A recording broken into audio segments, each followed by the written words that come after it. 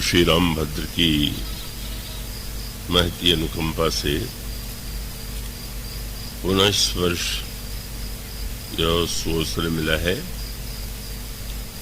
जब छतरपुर की प्रबुद्ध श्रद्धालु धर्मपरायण जनता के समक्ष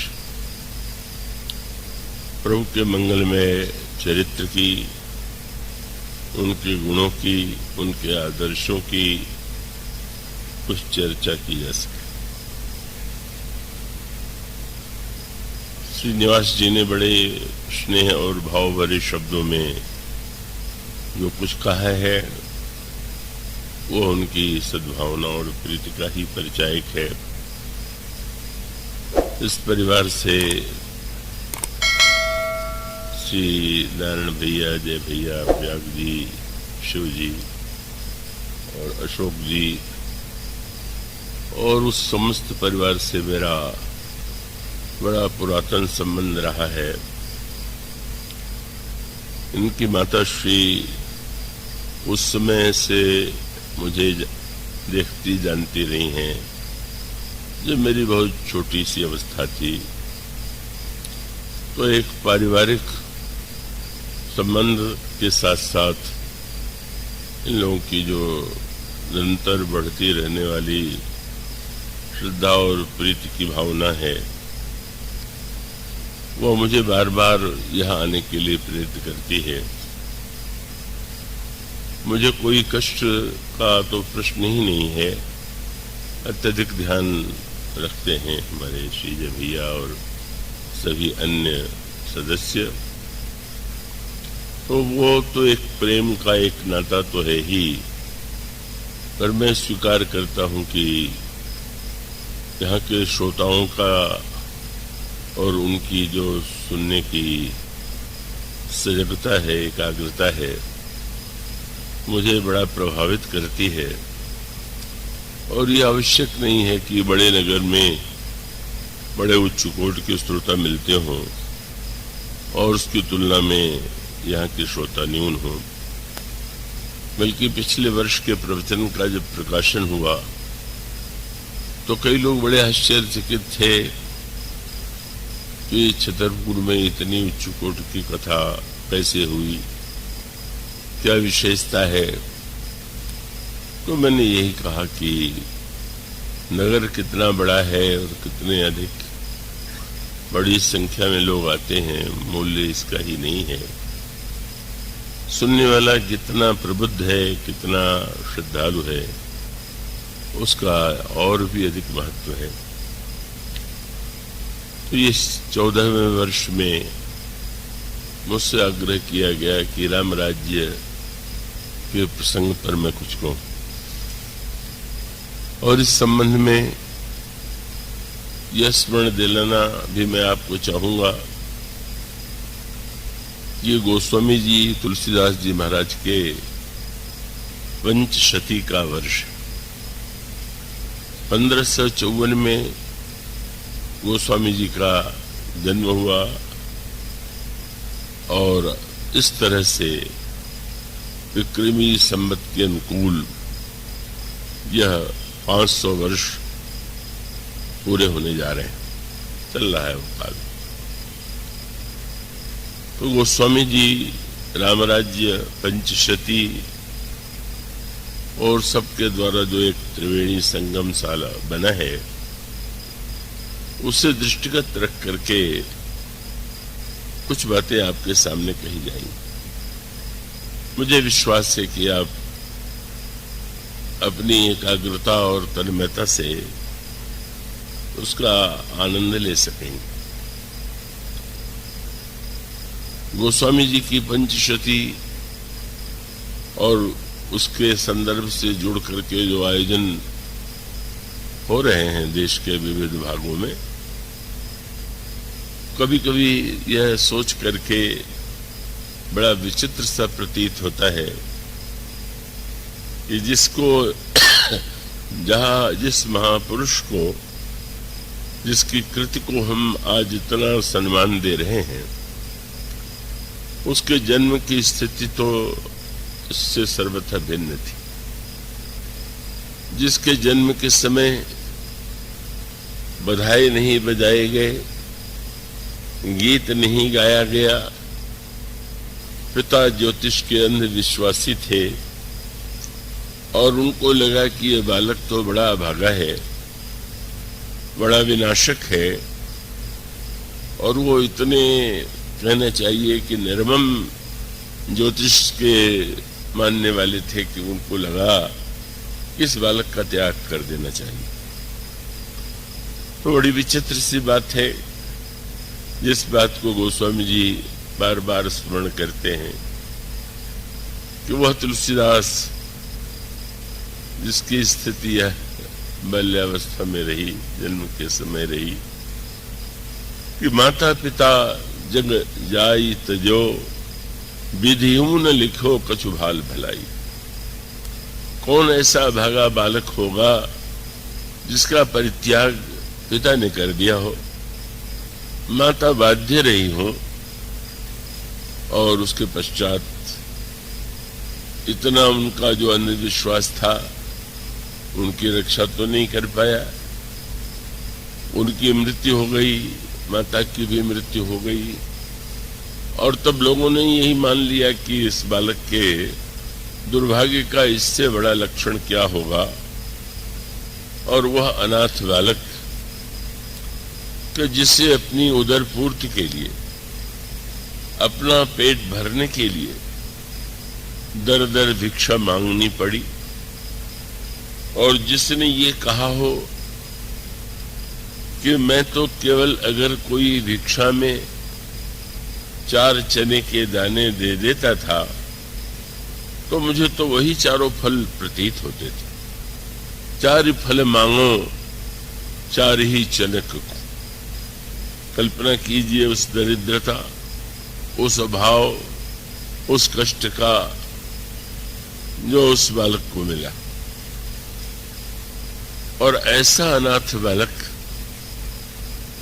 ऐसा सनाथ हुआ, और उसने ऐसा दिव्य संदेश दिया कि जिसे ग्रहण करके आज भी हम धन्यता का अनुभव कर सकते हैं, करते हैं। कभी कभी बुद्धिवादियों की गोष्ठी होती है, समाचार पत्रों में एक शब्द बार बार दोहराया जाता है, थोड़ा मुझे आश्चर्य होता है, थोड़ी हंसी भी आती है, और वह है एक शब्द जिसको पढ़े लिखे व्यक्ति जो पढ़ते होंगे समाचार पत्रों में, लेखों में, गोष्ठियों में, वो ये है कि तुलसीदास की आज प्रासंगिकता क्या है। तो मैं सोचने लग जाता हूं कि शायद क्या अगर कुछ बुद्धिमान व्यक्ति एकत्र होकर के गोस्वामी जी को प्रासंगिक होने का प्रमाण पत्र दे दें अथवा न दें, तो इससे क्या कुछ अंतर पड़ने वाला है? विचार यह नहीं करना चाहिए कि गोस्वामी जी की प्रासंगिकता क्या है, विचार यह करना चाहिए कि आज हम सब कुछ करते हुए भी प्रासंगिक नहीं रह गए हैं, और 500 वर्ष पहले जिसका जन्म हुआ वो आज जन जन में प्रासंगिक है। उसको प्रमाण पत्र थोड़ी चाहिए कि प्रमाण पत्र दिखला के कहें कि नहीं आज भी गोस्वामी जी प्रासंगिक। वो तो घर घर में, परिवार में और उच्च से लेकर के साधारण वर्ग में उनकी कृति व्याप्त है। तो ये तो हमें यह सोचने की प्रेरणा देती है कि 500 वर्ष पहले एक महापुरुष हुआ और वो आज भी इतना प्रासंगिक बना हुआ है, और जब स्वयं वे जो प्रासंगिक नहीं रह सक पाए, वे उनको प्रासंगिक होने के लिए उन पर विचार करते। वस्तुतः गोस्वामी जी की जो प्रासंगिकता है, सर्वदा सर्वकालीन जो उनकी कृति की विलक्षणता है, उसके अंतरंग अर्थ पर आप दृष्टि डालिए। दृष्टि डालिए और उन्होंने जो कृति दी उस कृति में ऐसी क्या विलक्षणता है कि आज भी व्यक्ति के अंतःकरण में, व्यक्ति के जीवन में वो इतना रस का सृष्टि करती है। अभी मुंबई में था, नवभारत टाइम्स की ओर से उसके संपादक महोदय आए थे और उन्होंने यही कहा कि कितने आश्चर्य की बात है, इतने वर्षों से रामलीला हो रही है, राम कथा हो रही है और अब भी लोग उनका उत्साह, उनकी उमंग ज्यों की त्यों है। कथा के सुनने की जो जिज्ञासा की वृत्ति इतनी अधिक है और बहुत प्रयत्न करके भी इस प्रकार कोई रचना यदि नहीं हो पाती तो ये क्या अद्भुत इसका रहस्य। मैं इसको बहुत भाषणात्मक नहीं बनाना चाहूंगा, पर उसका मूल सूत्र यह है कि प्रत्येक व्यक्ति जो है का वो दो विलक्षण माध्यमों से अपने जीवन में गतिशील। मैं आशा करता हूं कि आप पूरे चैतन्य रह करके सुनेंगे। एक है बुद्धि और दूसरा है मन। तो बुद्धि और मन की थोड़ी समस्या है। कई वस्तुएं ऐसी हैं, कोई ग्रंथ, कोई कृति, कुछ बातें कि जो बुद्धि संगत लगती, बुद्धि के अनुकूल लगती, बुद्धि उन्हें स्वीकार करती, लेकिन मन, उसकी प्रवृत्ति बुद्धि से भिन्न है और मन उसे स्वीकार नहीं कर पाता, मन उसमें रस नहीं ले पाता। और यदि मन रस नहीं ले पाता तो उसका एक मूल सूत्र यह है कि बुद्धि की प्रवृत्ति तत्वात्मक और मन की प्रवृत्ति रसात्मक। बुद्धि जो है वो तत्व का सत्य, सार्वकालिक सत्य, उस सत्य के लिए व्यग्र है और व्यक्ति का मन जो है उसे रस की इच्छा है, रस की आकांक्षा है। तो स्वाभाविक है कि मन के रस के लिए उसे अच्छी बुरी हर प्रकार की वस्तु अपनी ओर आकृष्ट कर लेती है, उसका मनोरंजन हर वस्तु से हो जाता है। तो एक और बुद्धि संगत बात जो है उसे मन नहीं स्वीकार कर पाता और मन की रसात्मक प्रवृत्ति का बुद्धि के द्वारा समर्थन नहीं हो पाता। गोस्वामी जी की सबसे बड़ी सफलता यह है कि उन्होंने उस रहस्य को जान लिया कि जब उन्होंने कहा कि वस्तुतः क्या बुद्धि और मन परस्पर विरोधी हैं क्या रस की प्रवृत्ति बुद्धिमान व्यक्ति में नहीं होती है क्या बुद्धिमान व्यक्ति का अर्थ है कि उसको स्वादिष्ट भोजन में रस नहीं आता? क्या वो अनेक ऐसी वस्तुओं में आनंद नहीं लेता है जो साधारण व्यक्ति को भी उसमें आनंद की अनुभूति होती? और इसका अर्थ है कि बुद्धि और मन दोनों को समान रूप से यदि हम तृप्त कर सकते हैं तो स्वाभाविक रूप से वह जो कृति होगी वह लोक मंगल के लिए दोनों ही वर्गों के लिए समान रूप से प्रिय होगी। और इसीलिए गोस्वामी जी ने राम कथा के प्रारंभ में उनसे पूछा गया कि जो आप लिख रहे हैं वो विद्वानों के लिए है कि साधारण जनता के लिए है? तो आपने तुरंत जो वाक्य कहा वही वो अनोखा सूत्र है और जो कृतिकार उस सूत्र को समझ लेता है उसकी कृति जो है बुद्धि और मन को समान रूप से आकृष्ट करती है। और उनका वाक्य क्या है? बोले बुध विश्राम सकल जन रंजनी राम कथा कलि करुष विभंजनी। यह राम कथा विद्वानों को विश्राम देने वाली है। बहुत बड़ा विलक्षण वाक्य कहा उन्होंने विश्राम देने का अर्थ क्या हुआ कि बुद्धिमान व्यक्ति थकता भी तो बहुत है, स्वाभाविक है। बहुत अध्ययन करता है, बहुत तर्क करता है, बहुत तरह से सोचता है। तो जब कोई व्यक्ति परिश्रम करेगा तो थकान आवेगी। गोस्वामी जी एक नई बात कहते हैं कि जो मैं वस्तु मेरे माध्यम से आपके सामने आ रही है, वह विद्वानों की थकान को मिटाती है। और उसका अर्थ तो आप सब अच्छी तरह समझ सकते हैं। साधारण व्यक्ति को थकने के बाद नींद आती है, तो क्या जो बुद्धिवादी है उनको थकने के बाद नींद नहीं आती है क्या? उनको नींद की आवश्यकता नहीं है क्या? और यदि है तो इसका अभिप्राय है कि गोस्वामी जी ने ये कहा कि अंततो गत्वा बुद्धि का जो उद्देश्य है वो क्या है? बुद्धि का भी चरम उद्देश्य यही है कि व्यक्ति जो है एक निश्चित निष्कर्ष पर, एक सत्य के साक्षात्कार में अपने को स्थित पावे। अगर वो निरंतर संदेहशील बना रहे, वो केवल तर्क वितर्क ही करता रहे, तो स्वाभाविक रूप से वो स्वयं तो थकता ही है, दूसरों को भी अपने तर्क और वितर्क के द्वारा थकाता ही रहता है।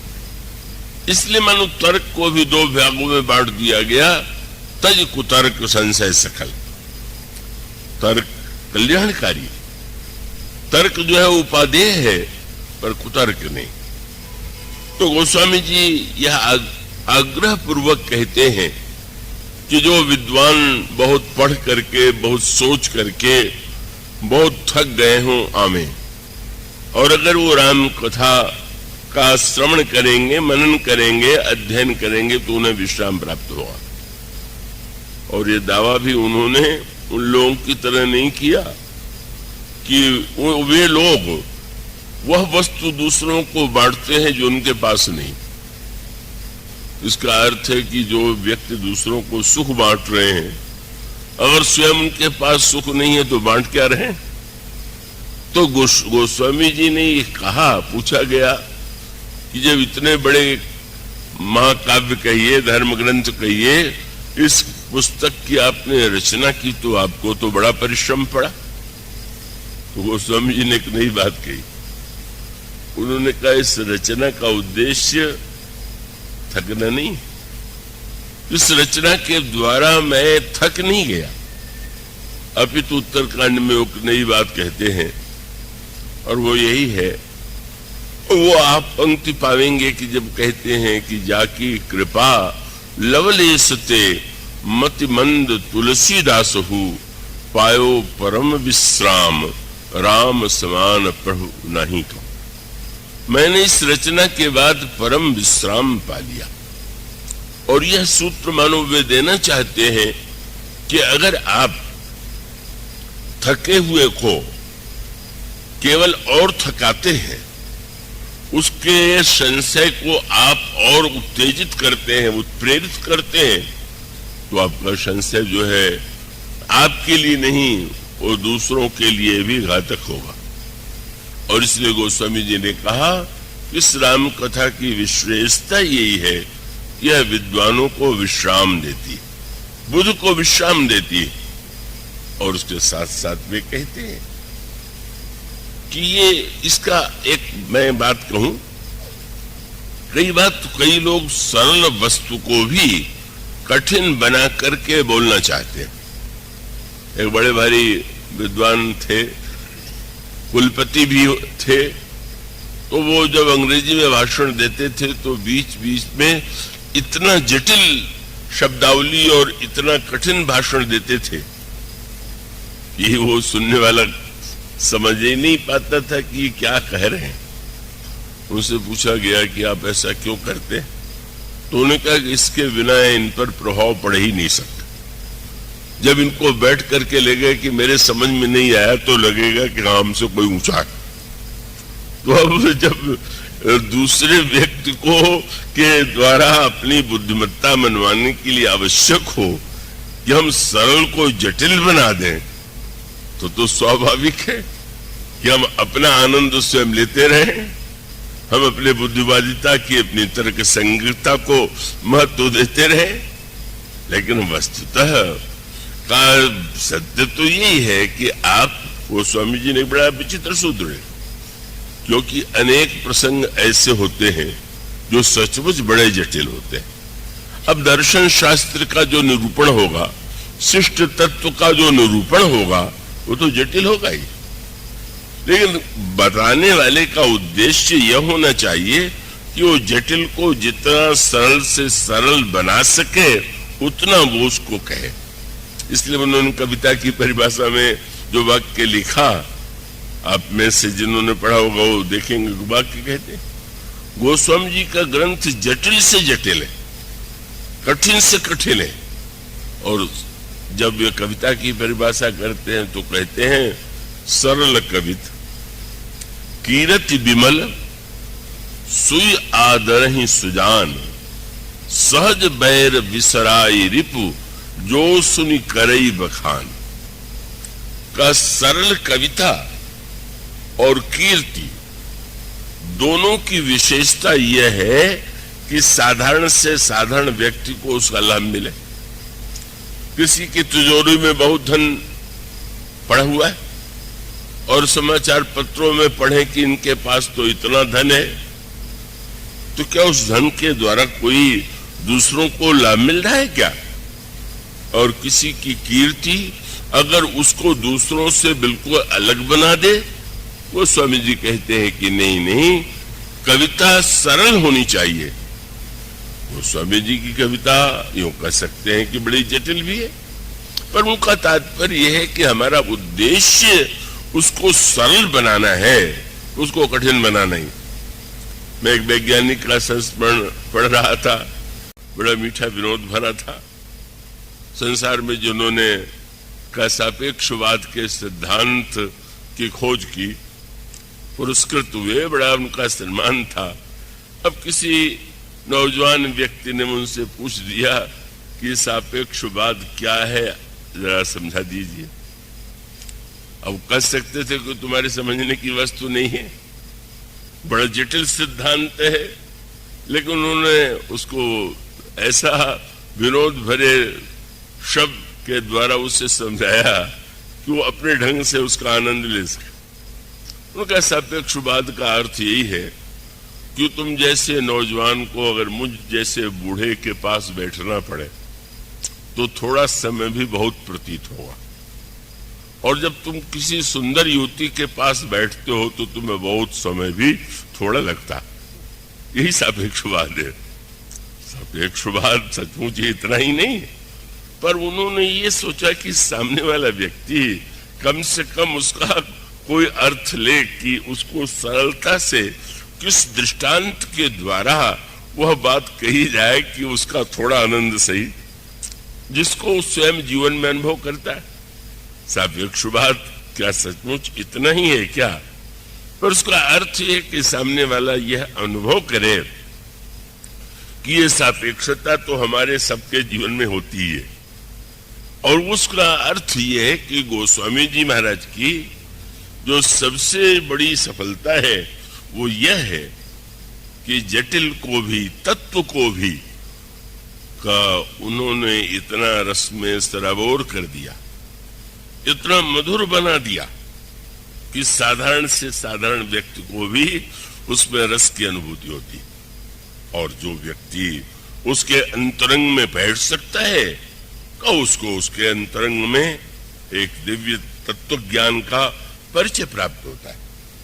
और इसीलिए एक सूत्र मैं बताऊं, बहुत वर्ष पहले जब हिंदू विश्वविद्यालय ने मुझे आमंत्रित किया था, उस समय एक विवाद खड़ा हो गया, और वो स्वाभाविक है, काशी विद्वानों की नगरी है, वहां खंडन मंडन की प्रवृत्ति भी स्वाभाविक रूप से विद्यमान है। तो उन्होंने ये कहा कि गोस्वामी जी का जो ग्रंथ है वह भक्त की जो सगुण साकारवादी धारा है उसके संत हैं, उसमें निर्गुण निराकार जैसी कोई वस्तु नहीं। और उनको लगा कि मैं जो कुछ कह रहा हूं उसमें का वो शायद मैं अपने विचारों को तुलसीदास पर आरोपित कर रहा हूं और अपनी विद्वत्ता के द्वारा हम उनमें वह दिखाना चाहते हैं जो उनमें नहीं। अब ये बात तो बहुत से लोग प्रशंसा में भी कहते हैं, लेकिन वो सत्य नहीं है। गोस्वामी जी ने एक छोटा सा सूत्र दे दिया, और वो सूत्र अगर समझ ले तो गोस्वामी जी की बहुत सी बातों को का जो बड़ी कठिन है, बड़ी जटिल है, उसको समझ करके भी आप आनंद ले लेंगे। मैं ऐसा करता हूं, आप थोड़ा एकाग्रता से उस तर्क पर ध्यान देंगे। उन्होंने ये कहा कि जैसे एक सरोवर है, तो सरोवर में जब कोई व्यक्ति स्नान करने के लिए जाता है तो देखता है कि जल साफ है कि नहीं, और अगर कोई व्यक्ति नहाना ही नहीं चाहता, पीना भी चाहता है, तो देखेगा कि जल में मिठास है कि नहीं, शीतलता है कि नहीं। और स्वाभाविक रूप से उन्होंने कहा कि श्री राम के चरित्र में ये सब है। जो श्री राम के चरित्र और लीला का जो पक्ष है, वो मानो लीला सगुण जो कहूं बखानी, स्वई स्वच्छता करई मलहानी। राम के चरित्र की जो स्वच्छता है, उसके द्वारा अगर कोई व्यक्ति यह मानता हो कि व्यक्ति और समाज का चरित्र स्वच्छ होना चाहिए, तो श्री राम के चरित्र, श्री राम की लीलाओं के द्वारा वह लाभ ले सकता है। पर जो भक्ति भावना से जो प्यासे हैं, उनके लिए उन्होंने कहा कि इसमें मिठास और शीतलता भी है। क्या प्रेम भगत जो वर्णन जाई, सोई मधुरता सुशीतलताई। प्रेम और भक्ति का जो वर्णन है, इस राम कथा में प्रेम की मधुरता है और भक्ति की शीतलता है। जो चरित्रवादी हैं वो चरित्र पा सकते हैं, जो भक्ति भावना से प्रेरित हैं वो मधुरता और शीतलता भी प्राप्त कर लेंगे। पर उन्होंने एक सूत्र दिया, और सूत्र यह है कि जल के स्वच्छ रहने के लिए एक ऐसी वस्तु की आवश्यकता है कि अगर वो जल में न हो तो जल स्वच्छ नहीं रहेगा। और वो यही है कि थोड़े से स्थान में अगर स्वच्छ जल भर दिया जाए और कुछ लोग नहाएंगे तो थोड़ी देर में वो जल गंदा हो जाएगा। इसलिए जल को जितना स्वच्छ होना चाहिए, जितना मधुर और शीतल होना चाहिए, उतना ही अथाह भी होना चाहिए। और तब उन्होंने कहा कि इसमें अगुण की गहराई है और सगुण की स्वच्छता। रघुपति महिमा अगुण अबाधा, वर्णव सोई बरबारी अगाधा। इतना बड़ा सूत्र, अब उसको सरल उन्होंने कैसे कर दिया, उसको आप ध्यान से समझें। सगुण होते हुए भी अगुण माने। रंगमंच पर वो स्वामी जी ने जो दोहा लिखा, वो समझने में बड़ा सहायक है। क्या बोले, जथा अनेकन वेश धरी, नृत्य करई नट कोय, एक ही अभिनेता अलग अलग नाटकों में अलग अलग नामों से अलग अलग पात्रों का अभिनय करके मंच पर दिखाता है। और वो अगर नाटक सचमुच हृदय को छूने वाला है, प्रभावित करने वाला है, तो व्यक्ति तन्मय हो जाता है, तदाकार हो जाता है। और कभी कभी वो नाटक के अभिनेता से उसको राग हो जाता है, वो उसका प्रशंसक हो जाता है। पर अभिनेता की क्या विशेषता है? अभिनेता के जीवन में उसे सगुण के साथ अगुण होना चाहिए। अगर वो सगुण के साथ अगुण नहीं होगा, सब नहीं रह पाते, कितने झगड़े खड़े हो जाते हैं। सगुण के साथ अगुण माने, अगर कोई व्यक्ति अभिनेता के किसी ऊंचे चरित्र को देखकर प्रभावित हो, लोग प्रभावित होकर के चरण भी छूने लगते हैं, सम्मान भी देने लगते हैं, ये तो लोगों की भावना है। पर गोस्वामी जी जो सूत्र देते हैं, वो सूत्र क्या है? यथा अनेकन वेश धरी नृत्य करई नटकोय, सोई सोई भाव दिखावई, आप न होय न सोय। सब वो अभिनय में दिखलाते हुए भी वह जानता है कि मैं ये नहीं। जैसा है वैसा दिखलाना सगुणता है, और ये सब कुछ मैं नहीं हूं, यही अगुणता। मानो गोस्वामी जी बताना ही चाहते हैं कि सगुणता ही तो प्रशंसा और निंदा, सुख और दुख, राग और द्वेष दोनों का कारण बन जाती है। आपकी कोई प्रशंसा करे आप बड़े प्रसन्न होंगे, निंदा करेगा तो आप दुखी हो जाएंगे। और ये प्रशंसा और निंदा का जो पक्ष है वो सदा एक जैसा रहने वाला नहीं। इसलिए जो सगुण होते हुए भी सदा अगुण रहे, यही गोस्वामी जी का दर्शन। आप कहां क्या कार्य कर रहे हैं, उस कार्य को निर्वाह करते हुए भी जब उसमें से किसी एक को आप सचमुच ये मान लेते हैं कि मैं यही हूं, तो क्या होगा? परिणाम होगा कि उस व्यक्ति का वो तो दुख को निमंत्रण दे रहा, वो स्वयं अपने जीवन के लिए संकट उत्पन्न कर रहा।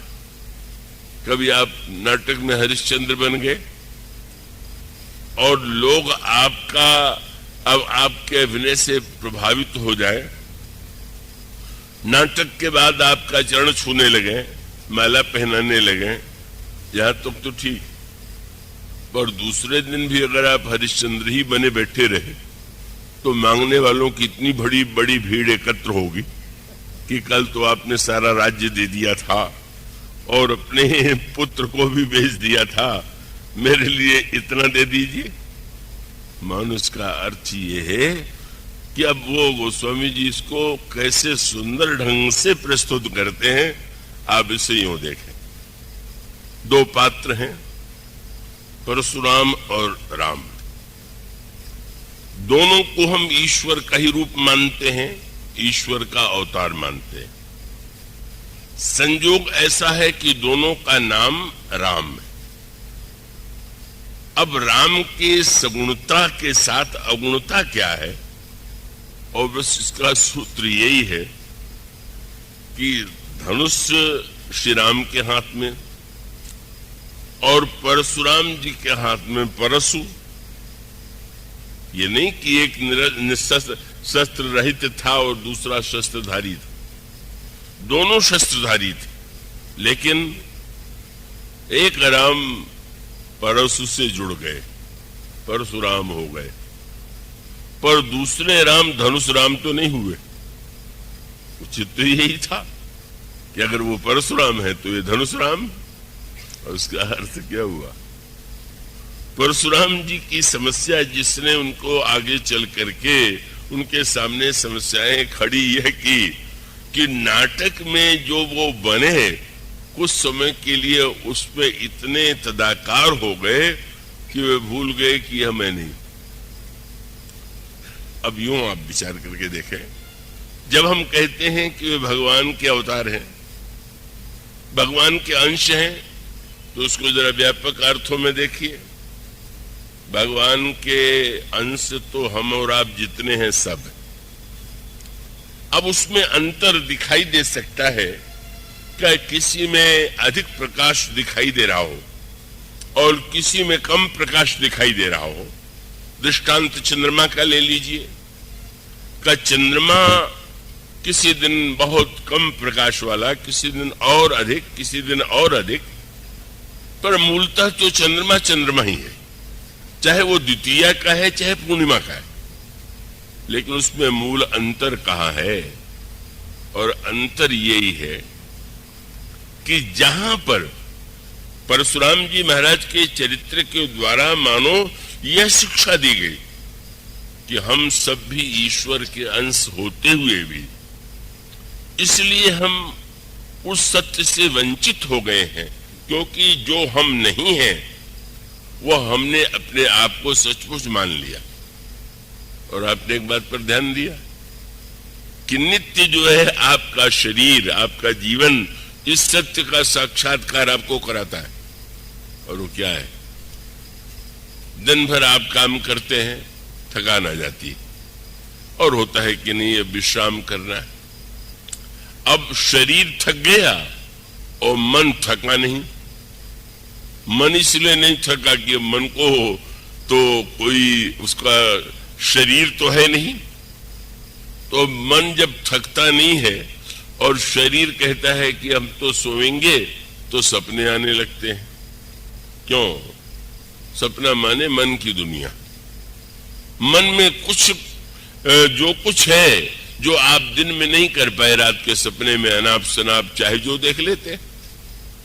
उसके बाद एक तीसरी स्थिति और आती है, और तीसरी स्थिति क्या है कि जब सपना भी बंद हो जाता है, और सपना बंद होने के बाद आप जिसको सुषुप्ति कहिए, गहरी नींद कहिए, तब आप जब जग रहे थे तब भी आपके नाम था, आपकी उपाधि थी, आपका पद था, आपका संबंध था, आपका धन था, और इसी को लेकर के आप सुखी भी थे और दुखी भी थे।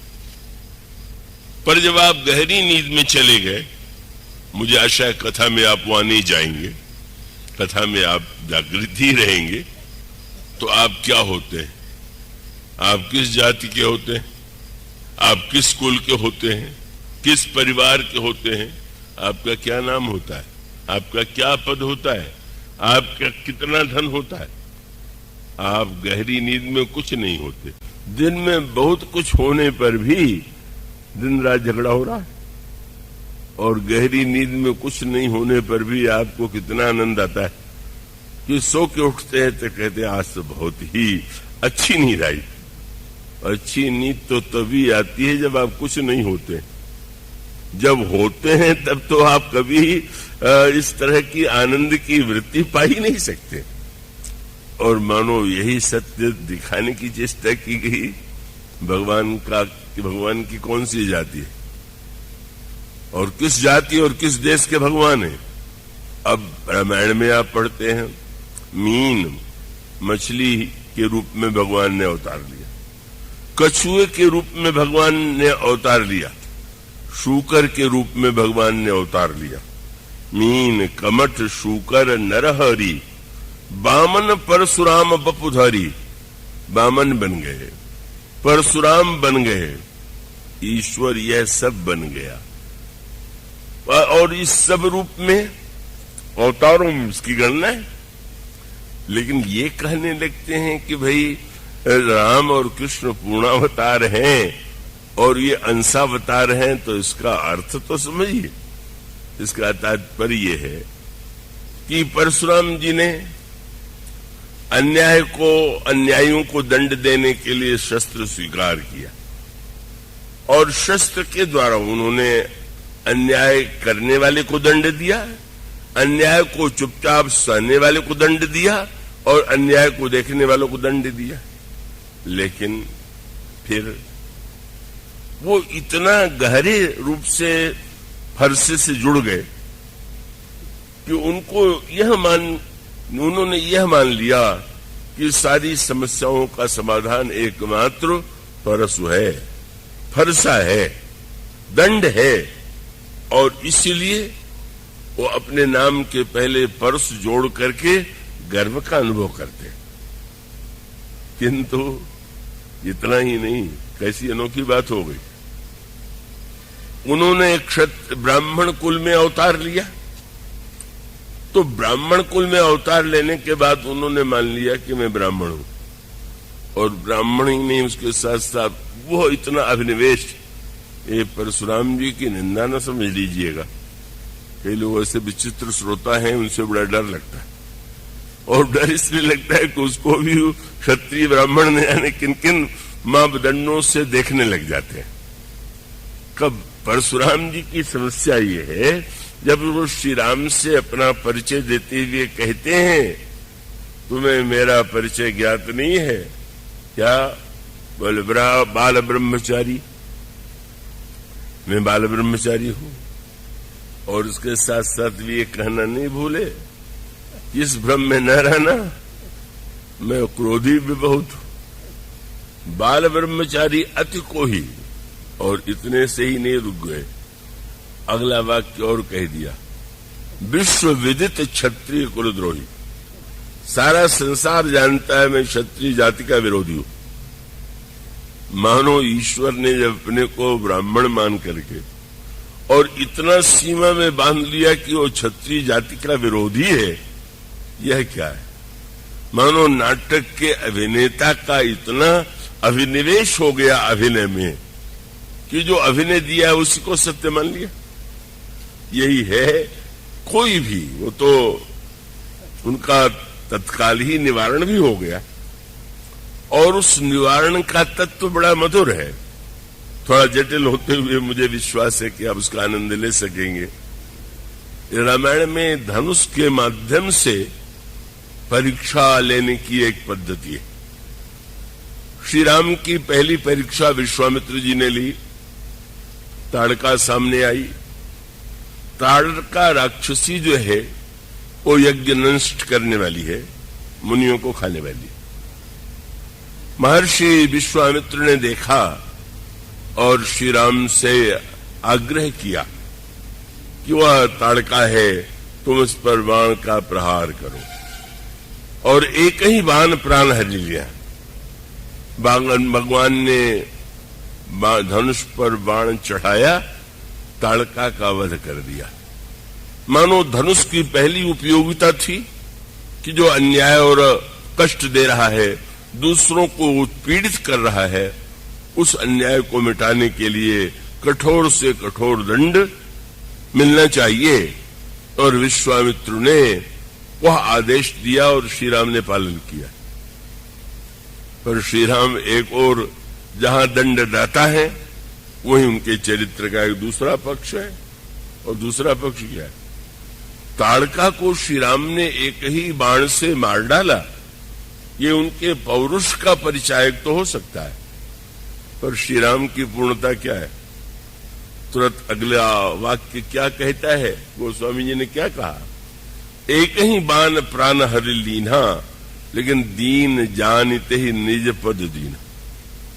श्री राम ने ताड़का को अपने में लीन कर लिया। मानो यह नई दृष्टि थी। दंड दंड के लिए नहीं है। दंड का उद्देश्य तो वस्तुतः सामने वाले व्यक्ति को दंड देने में बदले की भावना नहीं है, उसके कल्याण की भावना है। तो श्री राम अगर धनुष पर चढ़ाते हैं बाण, और ये भी आप जो थोड़ा भाषा से अधिक परिचित होंगे, प्राचीन काल के धनुषों को आपने देखा होगा, एक डोरी प्रत्यंचा, और उस प्रत्यंचा का एक नाम संस्कृत में गुण। तो जो धनुष होगा, अगर उस पर बाण चलाना चाहेंगे तो उस दो डोरी से उसके दोनों किनारों को बांधना होगा, और फिर गुण का आश्रय लेकर के जो बाण रखा जाएगा वो डोरी पर रखा जाएगा, प्रत्यंचा पर रखा जाएगा, और उसी के द्वारा गुण का आश्रय लेकर के अवगुण का विनाश। भगवान ने बाण चलाया, गुण के द्वारा अवगुण को मिटा दिया। पर मिटा देने का अर्थ ये थोड़ी होगा कि अवगुण को दंड दे दिया।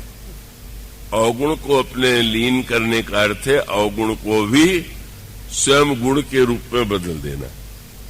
किसी ने भगवान राम से कहा, ये तो न्याय परंपरा के विपरीत है।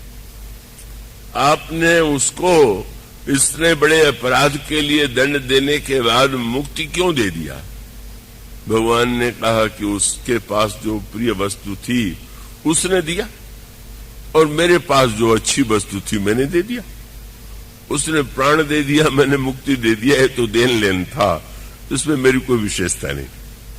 मानो श्री राम का गुण जो है वो अवगुण को मिटा करके गुण के रूप में बदलता है। ये पहली परीक्षा थी। और इसके बाद जनक की दूसरी परीक्षा है। मैं आशा करता हूं कि आप थोड़ा एकाग्र रख करके सुनेंगे, उसको सरल रूप में ही कहने की चेष्टा की जाएगी। वो धनुष पर बाण नहीं चलवाना चाहते। उनकी प्रतिज्ञा है कि जो धनुष तोड़ेगा तो उसको अब मेरी कन्या उसका वर्ण करेगी, परशुराम जी महाराज तो इसी पर बिगड़ खड़े हुए कि राजा तेरे विषय में तो बड़ा प्रसिद्ध था कि तू बड़ा ज्ञानी है, आज तक ऐसी मूर्खता की परीक्षा तो मैंने नहीं देखी। धनुष चलवा के देखा जाता है कि तोड़वा के देखा जाता है? किसी के विषय में जानना हो तो ये थोड़ी कहें कि बंदूक जो है तुम तोड़ के दिखा दो, कुछ चला निशानेबाजी।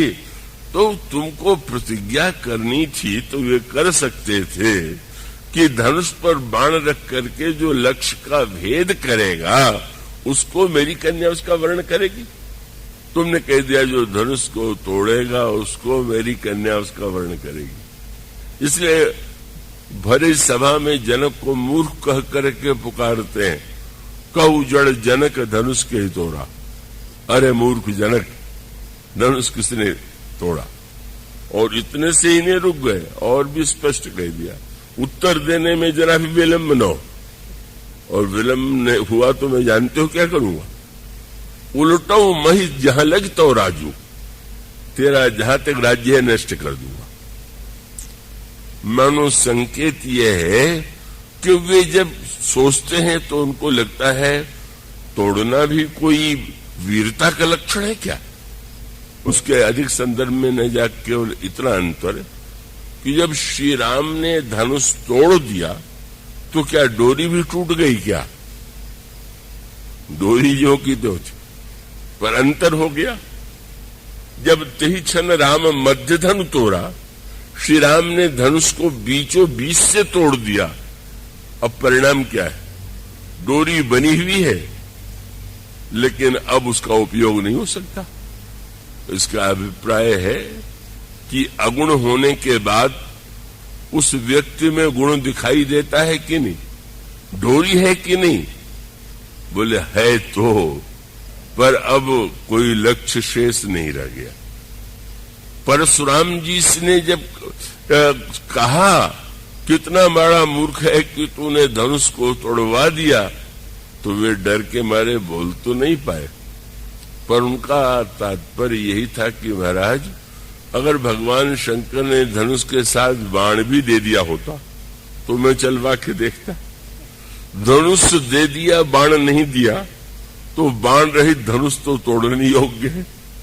और इसका अभिप्राय है, इसी को कहते हैं लक्ष्य पूरा हो जाने के बाद भी व्यवहार में भले ही वो डोरी बनी रहे, गुण बना रहे, लेकिन वो व्यक्ति जो है स्वयं अब कोई उद्देश्य नहीं है, अब कोई लक्ष्य नहीं है, अब उसने परिपूर्णता को पा लिया है। इसलिए इसका अभिप्राय है कि अब धनुष तोड़ने का अर्थ है गुण है पर गुण का अभिमान नहीं, कर्म है पर कर्तापन का अभिमान नहीं। मानव तत्वज्ञ जनक ने एक वेदांती के रूप में श्री राम की परीक्षा लिया और श्री राम के द्वारा धनुष जो है सचमुच टूट गया। गुण रहा पर गुण ही नहीं रहा, धनुष का कर्तृत्व टूट गया, दिखाई तो सामने दे रहा। और उसके पश्चात आते हैं परशुराम जी महाराज, जो सगुण बन करके सचमुच अपने को सगुण मान बैठे।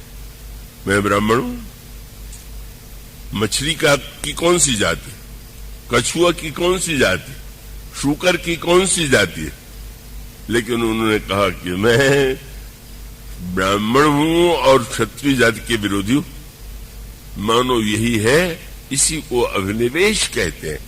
आप किसी परिवार में आए, आपका इतना अभिनिवेश हो गया कि आपने उसी को परम सत्य मान लिया। और तब भगवान राम और परशुराम जी का संवाद क्या है, उसको केवल अगर आप बाहरी आनंद लेना चाहे तो आप राम लीलाओं में खूब आनंद लीजिए। क्या बढ़िया संवाद होता है और कितना दर्शक सुन सुन करके आनंदित होते हैं और बड़े आनंद से उनको कानपुर वगैरह में तो परंपरा है कि पूरी रामलीला न हो तो भी 1-2 रात परशुरामी होती है। परशुराम माने लक्ष्मण और परशुराम जी का संवाद, और जितना लिखा है उससे न जाने कितनी सैकड़ों कविताएं बनी हुई, तो उसमें बिल्कुल वो एक बात कहते हैं तो सामने में लक्ष्मण जी दूसरी बात काटते हैं, लक्ष्मण जी की बात वो काटते हैं। मानो जनता तो उसका एक आनंद दूसरे अर्थों में लेती है, पर कितनी बड़ी दार्शनिक बात को जिसमें इतना आनंद व्यक्ति ले रहा है, गोस्वामी जी यह बताना चाहते हैं कि दोनों में अंतर यही है कि मानो जब हम अपने जीवन में गुणी बन जाते हैं, गुणाभिमानी बन जाते हैं, गोस्वामी जी ने जो सूत्र दिया आप उस पर गहराई से विचार कीजिए।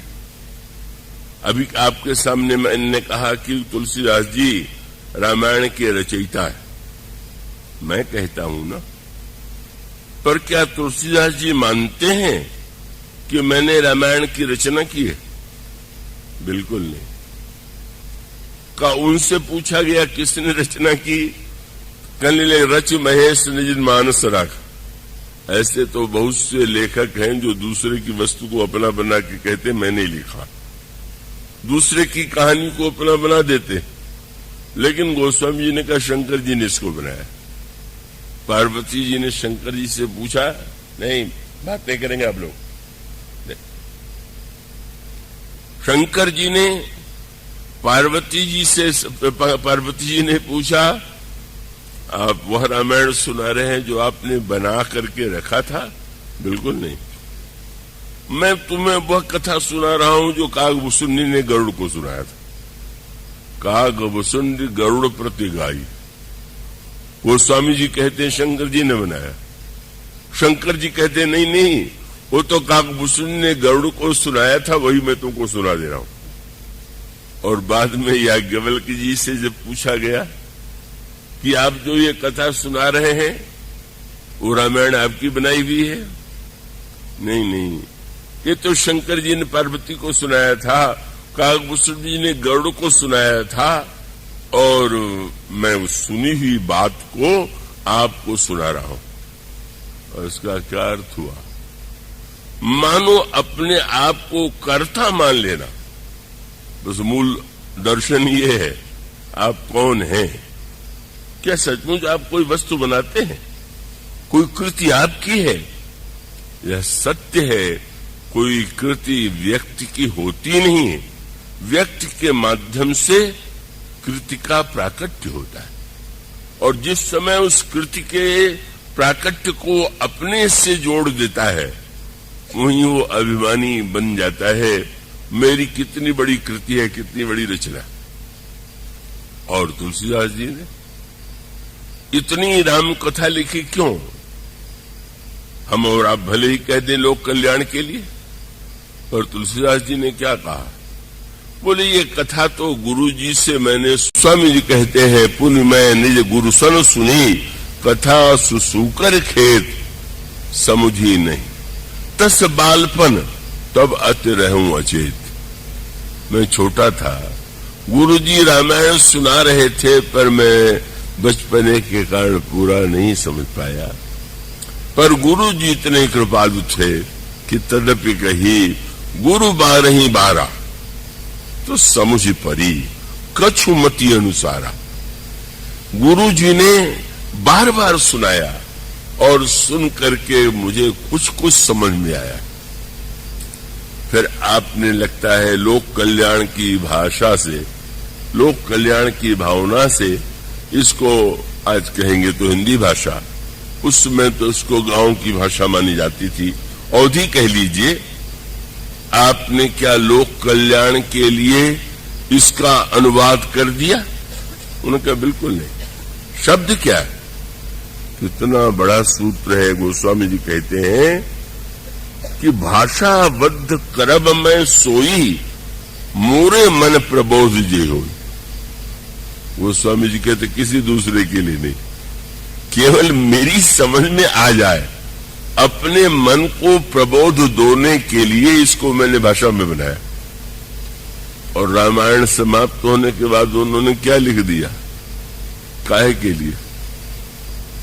आजकल समाज में लोक कल्याण की भावना से प्रेरित अनगिनत व्यक्ति हैं, और वह लोक कल्याण कितना हो रहा है इसका दर्शन भी हम सब जीवन में कर रहे हैं। गोस्वामी जी से पूछा गया ये किसके लिए है, और तुरंत उन्होंने कहा, मुझे तो आश्चर्य होता है जब कोई व्यक्ति ये दावा करे कि मैं अंधकार दूर कर रहा हूं, अंधकार दूर करना चाहता हूं। गोस्वामी जी ने अंत में भी यही कहा, स्वांतस्तमः शांते, मेरे हृदय का अंधकार दूर हो जाए, मेरे हृदय का की बुराई दूर हो जाए, इसलिए मैंने इस राम कथा को इस रूप में रखा। और इसका सूत्रात्मक अर्थ क्या है? जो कुछ है वो हमारा नहीं है, आपका नहीं है। इसलिए अगर कोई व्यक्ति हिंदू धर्म को समझना चाहे तो उसको एक ही शब्द समझ लेना चाहिए, अनादि। अनादि समझ लीजिए, आपके समझ में सब आ जाएगा। क्या अनादि है? संसार किसने बनाया? कहने के लिए कहेंगे ब्रह्मा ने बनाया। तो रामायण में क्या लिखा हुआ? विधि प्रपंच अस अचल अनादि, संसार अनादि। ये ईश्वर बोले राम अनादि अवधपति सोई, सब कुछ अनादि ही अनादि है। शंकर जी का पार्वती से विवाह होने लगा तो मुनियों ने आज्ञा दिया कि आप दोनों गणेश की पूजा कीजिए, विवाह हो रहा है। गणेश जी शंकर पार्वती के पुत्र हैं, विवाह हुआ नहीं, उसके पहले कहते हैं पूजन कीजिए। शंकर जी और पार्वती जी ने जब पूजन किया तो किसी ने कहा, महाराज ये क्या बात हुई? और तब वही उस शब्द, एक ही शब्द है समझने का, मूल सूत्र, मुनि अनुशासन गणपति पूजऊ शंभु भवानी, को सुनि संशय करे जनि, सुर अनादि जिय जान। देवता अनादि है, वेद अनादि है, ईश्वर अनादि है, संसार अनादि है। अनादि शब्द तो इतना व्यापक हो गया कि जब भरत जी ने चित्रकूट में प्रभु से कहा कि महाराज आपके अभिषेक के लिए तीर्थों का जल लाया गया है, इसका क्या करें? तो प्रभु ने कहा कि महर्षि अत्रि के पास जाओ और वो जहां रखने के लिए कहें वहां रख देना। अत्रि जी जाते हैं, आप में से जो चित्रकूट गए होंगे, जाते होंगे, वहां जानते हैं एक तीर्थ है भरतकूप। तो उन्होंने अत्रि जी ने कहा कि इसी कूप में तुम जल स्थापित कर दो, ठीक है। लेकिन एक बात तो कहना नहीं भूले कि ये मत समझना कि मैंने इस तीर्थ का निर्माण किया, यह तीर्थ के जल के द्वारा निर्माण हुआ। तब शब्द वही मुनि जी कहते हैं, तात अनादि सिद्ध थले हूं, लोकेऊ काल विदित नहीं क्यों। अनादि काल से यह था पर बीच में कभी लुप्त हो गया। यही हमारा दर्शन है। हमारे दर्शन की मान्यता ये है, कोई वस्तु होती है, बीच में कभी लुप्त जैसी होती है और फिर किसी को माध्यम बना करके वो सामने आ जाती। इसलिए वो कह देता अनादि सिद्ध थले। और इस सूत्र को अगर व्यक्ति समझ ले तो किसी बात में अभिमान होने का प्रश्न ही नहीं। जब कुछ सब कुछ है, वह चाहे ईश्वर का कह लीजिए, चाहे वो प्रारब्ध कह लीजिए, चाहे वो कर्म कह लीजिए, अनादित्व यह बताता है कि जहां व्यक्ति ने अपने आप को करने वाला माना, बस वहीं अपने लिए और दूसरों के लिए समस्या बन गया। और यही संवाद का सारा रहस्य है। परशुराम जी महाराज को इतना अधिक गौरव की अनुभूति होती है फरसे के ऊपर कि लक्ष्मण जी थोड़ा उनसे ढिठाई से बात करने लगे तो उनको यही लगा कि इस लड़के ने शायद मेरे हाथ का फरसा नहीं देखा।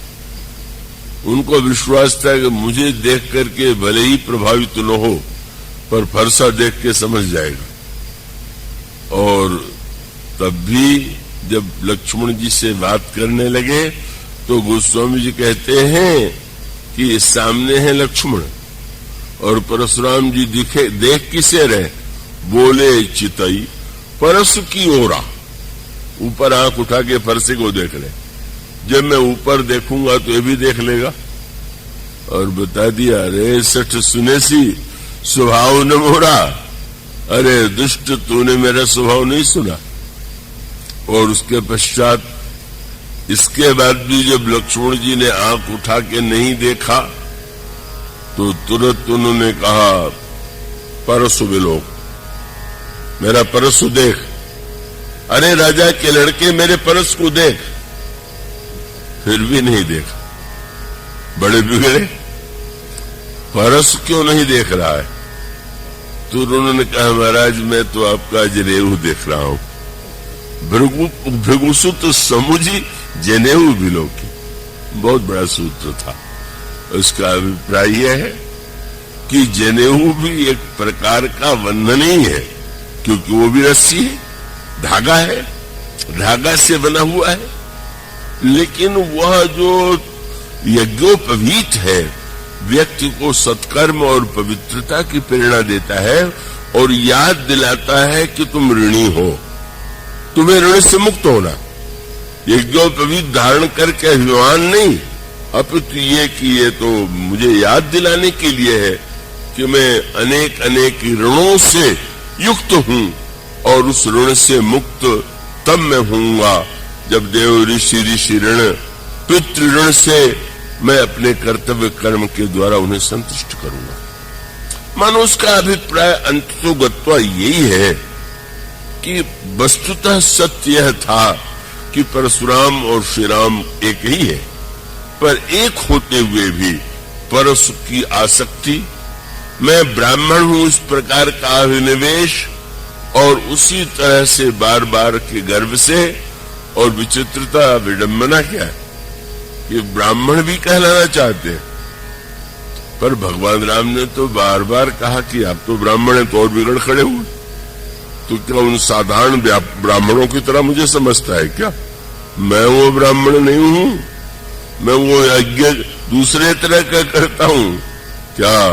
मैं जैसे, बस वही मैं, जब बोलते हैं तो पहला शब्द मैं जैसे विप्र सुनाऊं तो चाप श्रुवा कर आहुति जानू, कोप मोर अति घोर कृसानु, समझ सेन चतुरंग सहाई, महामहीप भय पशु आई, मैं ही परसु काट बल दीन है, समर यज्ञ जग कोटि कीन है, मोर प्रभाव विदित नहीं तोरे, बोलस निडर विप्र के भोरे। मैंने अपने धनुष को बनाया श्रुआ, और बाण के द्वारा मैंने राजाओं का वध करके अपने क्रोध की अग्नि में उनको बलि दे दिया। मैं ऐसा ब्राह्मण हूं। अब उसका सुंदर सूत्र यही है कि मानो भगवान श्री राम अगर वही बन के उत्तर दें कि अच्छा आप बड़े बनते हैं क्षत्रिय और बड़े ब्राह्मण और क्षत्रिय विरोधी, तो मैं क्षत्रिय हूं, देखें आप क्या कर लेते। ऐसा तो तुम तो दंडात समाज में चल ही रहा, चलता ही रहता है। भगवान श्री राम बार बार यही कहते हैं और बड़े मीठे ढंग से कहते हैं। भगवान राम कहते हैं, उन्होंने कहा मैं बड़ा क्रोधी हूं, तो भगवान राम तुरंत बड़ी विनम्र शब्द कहते हैं, चाहिए विप्र उर कृपा घनेरी। ब्राह्मण तो कृपा का रूप होता है। का मानो संकेत यही है कि श्री राम उस गुणत्व के अभिमान से मुक्त है। गुण का अभिमान उनमें नहीं है, वो जानते हैं कि ठीक है इस समय हम दोनों सामने खड़े हैं, लेकिन कोई किसी कार्य का बार बार मानो यह अभिनिवेश, यही सगुणता, जिस सगुणता से व्यक्ति ने रस्सी से व्यक्ति दूसरे को बांधता है, पर यह व्यक्ति का गुणाभिमान स्वयं उसको अपने आप में बांध देता। दूसरे को बांधना और बात, अपने को बांध लेना, यही गुण की विशेषता है। और इसलिए अंतिम परीक्षा भी क्या थी, वो तो धनुष ही है। और धनुष यही था कि अंत में जब उनको लगने लगा कि यह तो कोई किशोर साधारण व्यक्ति नहीं लग रहा है, जब उन्होंने पूछा तो तुम्हें डर लगता है कि नहीं, महाराज वैसे तो काल से भी डर नहीं लगता, किसी से डर लगता है? बोले महाराज हाँ आपसे लगता, इसलिए नहीं डर लगता कि आप बड़े बलवान हैं। तो बोले आपसे डरता हूं इसीलिए तो काल से निडर हूं। विप्रवंश की अस प्रभुताई अभय होई जो तुम्हें डराई। मानो श्री राम अपनी उस स्थिति में सब कुछ हो रहा है, पर मैंने धनुष तोड़ डाला, मैंने सबको परास्त कर दिया, मेरे सामने कोई कुछ नहीं है। वो कुछ है ही नहीं, सब कुछ है। अगर उनकी यह नाम की आसक्ति प्रकट हो गई कि जब उन्होंने श्री राम से कहा कि अगर तुम झगड़ा निपटाना चाहते हो तो एक ही उपाय है कि तुम अपना कोई और नाम रख दो। मानो नाम के प्रति इतनी आसक्ति हो गई, मेरा नाम। और भगवान राम ने कहा अगर नाम का झगड़ा हो तो मेरा तो 2 अक्षर वाला छोटा सा नाम, आपका 5 अक्षर वाला बड़ा नाम, भला मुझसे और आपसे क्या बराबरी। और एक बहुत बड़ी बात कह दी जिसको परशुराम जी बाद में उसके अर्थ पर उन्होंने विचार किया, जिसके लिए गोस्वामी जी ने कहा सुनि मृदु गूढ़ बचन रघुपति के। श्री राम ने कहा कि आप तो ब्राह्मण कही रहे, शास्त्र कहते हैं कि ब्राह्मण के 9 गुण होते हैं, तो 9 गुण परम पुनीत तुम्हारे। तो परशुराम जी ने देखा मुझ में 9 गुण है, तुम में कितने गुण है? महाराज मुझ में तो गुण ही नहीं तो क्षत्रिय के गुणों का वर्णन है। भगवान कह देते कि हाँ क्षत्रिय के जितने गुण है मुझ में, भगवान राम ने कहा मुझ में कोई गुण नहीं। तो गुण नहीं है तो क्या बिना गुण के व्यवहार चलता है क्या? बोले नहीं महाराज व्यवहार चलाने के लिए गुण तो है। क्या? नाथ एक गुण धनुष हमारे। इस धनुष में एक गुण है, पंतिंचा रस्सी को दिखाया, बस एक गुण है, मुझ में नहीं है, धनुष में। और धनुष की कला ही यही है कि जब लड़ना होता है तो डोरी चढ़ा लेते हैं और जब लड़ना नहीं होता तो डोरी उतार लेते हैं। बोले व्यवहार के लिए एक गुण तो रखना पड़ता है, पर उसको चढ़ाना और उतारना दोनों ही चाहिए। यही धनुष की विशेषता है। फरसा चढ़ा ही रहता है, उतरना नहीं जानता। गुणाभिमान जो है, जब आवश्यकता है आप कोई पद पर होंगे तो आप क्या उस पद के पदाधिकारी के रूप में कार्य नहीं करेंगे? क्या उस समय आप किसी गुण को नहीं स्वीकार करेंगे? पर स्वीकार करते हुए एक न्यायाधीश है, अपने को न्यायाधीश नहीं मानेगा तो न्याय कैसे करेगा?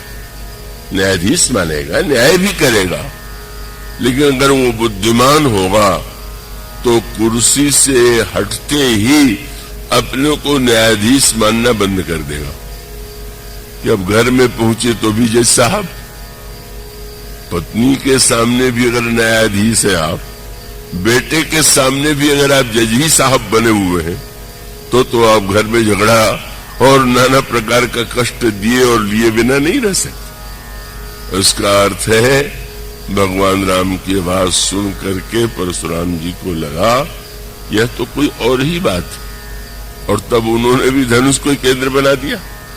और केंद्र यही था कि उन्होंने कहा कि राम तुमने धनुष चला के भी दिखाया, तोड़ के भी दिखाया, अब जरा मेरे पास जो धनुष है उसको भी खींच के दिखला दो। श्री राम नहीं बोले। परशुराम जी के हाथ में धनुष आया, लेकिन जब श्री राम ने उस धनुष की डोरी को या धनुष को अपनी ओर नहीं खींचा तो आश्चर्य हुआ। पर दूसरी क्षण उन्होंने देखा देत चाप आप ही चले गए, हो गया कर्म, धनुष चला गया, धनुष चढ़ गया, और श्री राम की ओर से कोई प्रयत्न नहीं, कोई पुरुषार्थ नहीं। मानो अगुण ने यह दिखा दिया कि सगुण केवल व्यवहार का सत्य है, अगुणता ही तत्व है।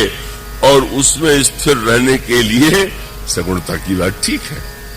और तब इतना आनंद, अगर परशुराम जी भी सचमुच महानतम न होते तो कितना अपमानित अनुभव करते कि अरे सारे संसार के क्षत्रियों को दंड देने वाला आज एक क्षत्रिय कुमार से मैं हार गया। नहीं नहीं, इतने प्रसन्न हुए मानो जो सगुण होते हुए अगुण था उससे वार्तालाप करके परशुराम जी महाराज इतने आनंदित कैसे हो गए। जाना राम प्रभाव तब पुलक प्रफुल्लित गात, जोड़ी पानी बोले बचन। प्रणाम करने की आवश्यकता नहीं थी, पर वो स्वयं जब श्री राम की इस भरी सभा में स्तुति करते हैं बिना अभिमान से मुक्त हुए, क्या कोई ऐसा व्यवहार कर सकता था जैसा परशुराम जी महाराज ने किया।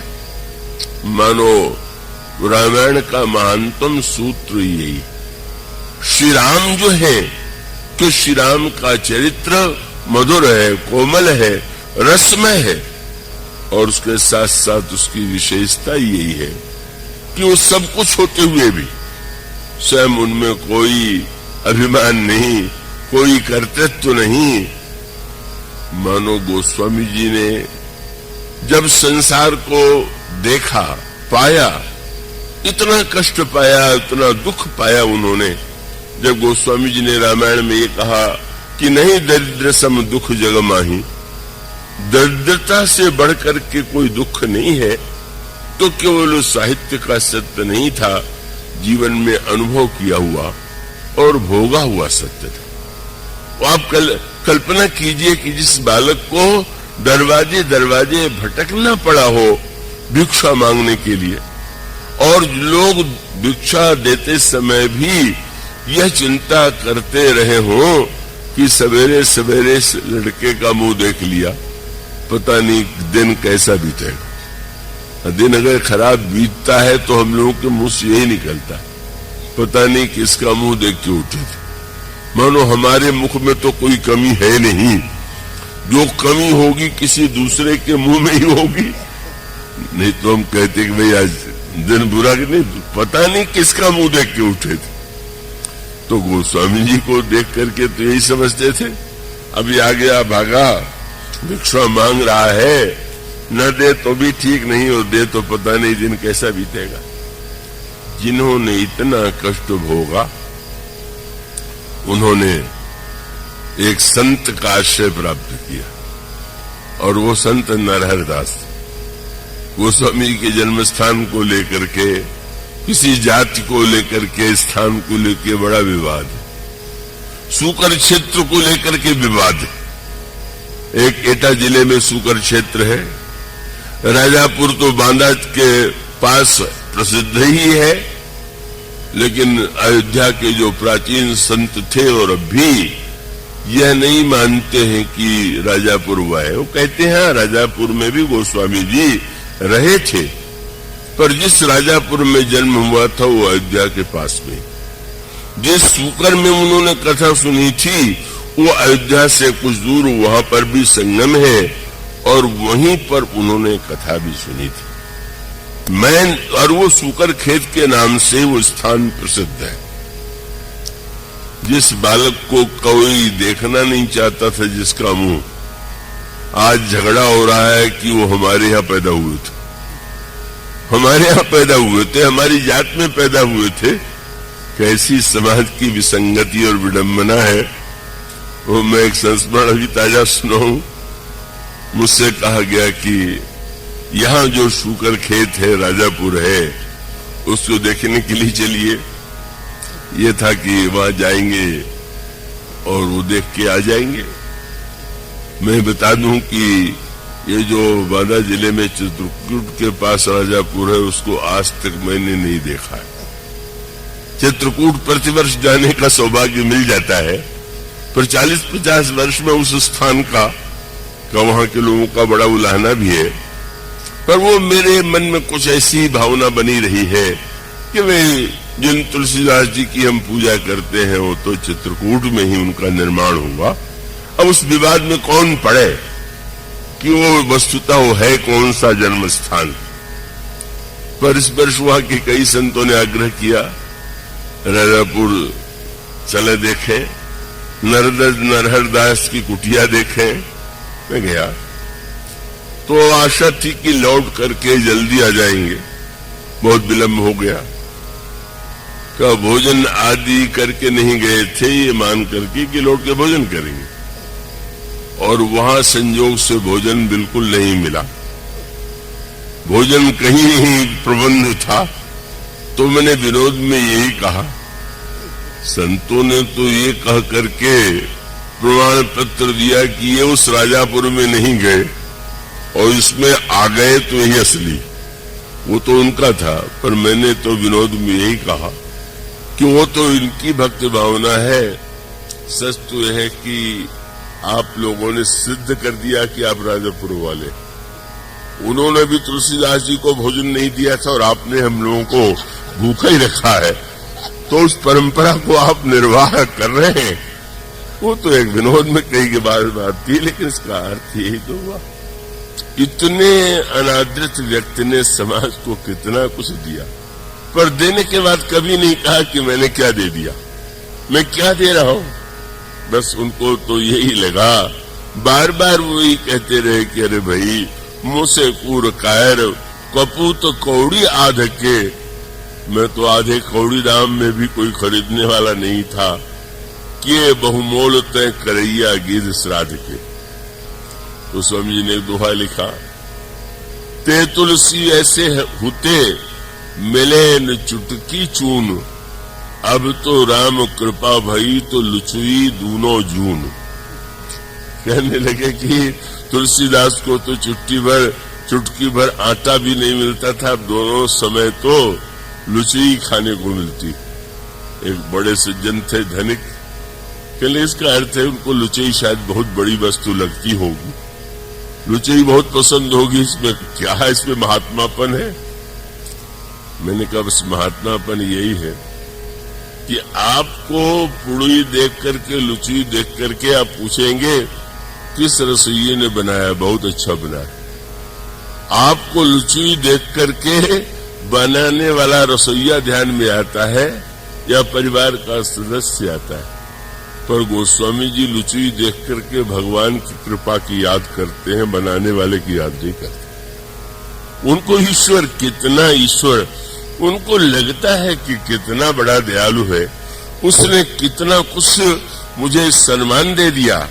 उस अर्थ में देखें कितना उन्होंने, बस वही मूल सूत्र, लेकिन वही है, उस महापुरुष ने यह नहीं अनुभव किया मैंने क्या। वो तो कहते गुरुजी ने कहा सुनाया, मैंने सुना, जितना समझ पाया वही मेरे माध्यम से अनुवाद के रूप में प्रकट हुआ। यह जो गोस्वामी जी का कि यह जो सार्वकालिकता है, प्रासंगिकता है, वो इसीलिए कि व्यक्ति एक देश और एक काल में ही उत्पन्न होता है, लेकिन जब वह कर्तृत्व से मुक्त हो जाता है, वो स्वामी जी की तरह वह गाथा जो आपके सामने कही जा चुकी है कि मूर्तिकार को किसी ज्योतिषी ने बता दिया कि तुम्हारी 1 वर्ष बाद मृत्यु हो जाएगी। इतना बड़ा कलाकार था कि उसने मृत्यु को भी धोखा देने का निर्णय किया, और साल भर में उसने अपने 12 मूर्तियां बनाई, और इतनी विलक्षण कि देख करके लगता ही नहीं था कि ये मूर्ति है कि व्यक्ति। और जिस दिन मृत्यु का दिन था, उस दिन वो मूर्तियों के बीच में बैठ गया। यमराज के दूत आए और बस देखने लगे। लौट करके यमराज के पास गए और पूछा यमराज ने कि तुम लेके नहीं आए? महाराज, एक को लाना है कि 13 को लाना? वहां तो 13 एक जैसे बैठे हुए। उन्होंने कहा अच्छा, अब कान में मैं उपाय बता रहा हूं, अब जाना, वो मंत्र तुम वहां बोल देना, फिर एक को लेके आ जाना। और वो जब गए तो जहां पर मूर्तिकार और मूर्तियां थीं, खड़े होकर के कहने लगे, विश्व के इतिहास में ऐसा मूर्ति बनाने वाला कोई नहीं हुआ, अगर मिल जाए तो उसका हाथ चूम ले। मूर्तिकार खड़ा हो गया, मैंने बनाया, चलो। मानो मूर्ति अमर हो गई और मूर्तिकार मर गया।